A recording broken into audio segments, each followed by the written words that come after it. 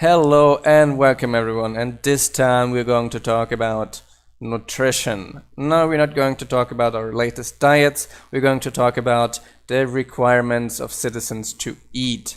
Now, the citizens, as you can see in the GUI, they need food. If they don't have any food, they're not going to work, they're going to bother you, and they're going to be much slower. The higher the saturation is, the higher is the recovery of their life, the faster they walk and the better they work. So you want to make sure that your citizens are always fed. Of course, we don't want you to walk around between each citizens and searching them and giving them food manually, because that would be a huge pain. For that, there is the restaurant. Now the restaurant has this recipe here. It is wood surrounding an apple with the building tool. Let's paste it in really quick. Cook. Let's take wooden. Just quickly. Instant paste it here. The cook is the worker in your colony, which is going to make sure that your citizens are always fed. In this case, you're going to have the cook worker, like Mr. Peter Guilford here, and he is going to eventually start requesting food and fuel to cook it. So in this case, as we can see, there are a bunch of hungry citizens here, and they're all coming here to get food at a restaurant, which he's going to pretty soon request. Now, there's another important rule: is citizens are pretty picky about their food, and they're only going to eat cooked food and not raw food. Depending on the mod you have, there can be a bunch of issues. For example, if you have PAMs installed, it overrides wheat to make it eatable and not cookable, so they are going to eat wheat straight away, which is unfortunately a pain, something we want to fix in the future. Or several other things, as bread quite often have a second level of cooking, so the cook is going to cook it again. Now the first thing you have to do when placing a cook is that you want to set a fuel for him to use. So let's set a bunch of fuel here. Let's allow coal, charcoal and blocks of coal as well.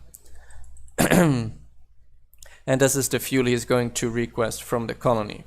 So I'm going to give him, for example, some fuel here. Oh, you got a bunch of steaks here, that was he wasn't requesting.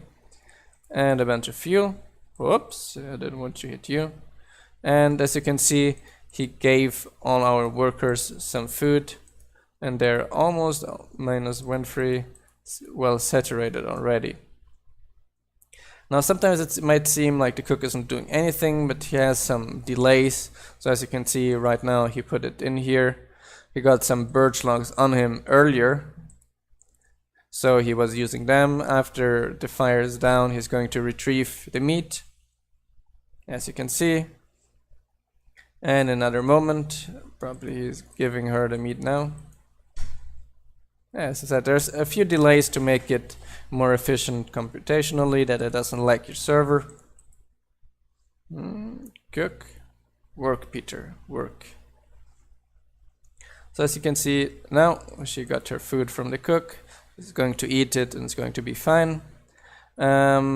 All these citizens will then, after coming to the restaurant, go back to their jobs, or if they don't have anything to do, they will start idling from here. He got the oak wood. I think I can even turn the oak wood on as well. Oak wood, yeah. So, and he put the sticks he had in his inventory right in as well. And as you can see, he's working quite smoothly with a few delays, cooking the food he gets. If you have a delivery man warehouse in your colony, the delivery man is going to deliver raw food to him and the fuel you selected, which is going to make the process pretty automatic. Sometimes there might be some unforeseen circumstances. It's when the cook is hungry, doesn't have any food, and then the citizens start piling up here. It's when the player has to intervene.